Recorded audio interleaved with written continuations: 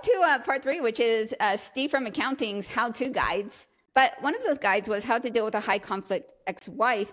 I thought it was quite practical into just how to deal with a high conflict woman in general. In general. What is the Yeah. general way that men should be handling high conflict women?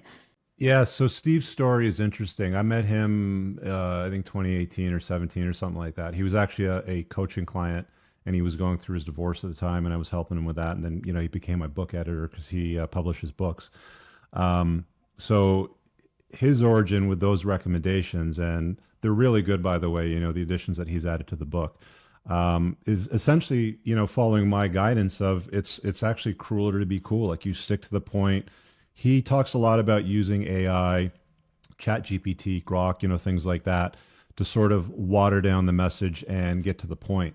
And I've actually used AI a little bit more lately, especially if you're dealing with something confrontational. Could be in business, could be in a relationship, for example. But if you sort of type something out and then you give it to AI and say, just deal with the facts and take the emotion out of it, it's actually quite good at distilling it down. And that's the guidance that he really gives. If you're going through a divorce, if you're going through a breakup and you're dealing with the courts and family laws in your life, and it's contentious, and the custody of your kids or the access to your kids is sort of up in the air, the worst thing that you can do is infuse levels of emotion into the transaction, and especially recorded communication, texts, emails, things like that, that could be leveraged against you in the family courts.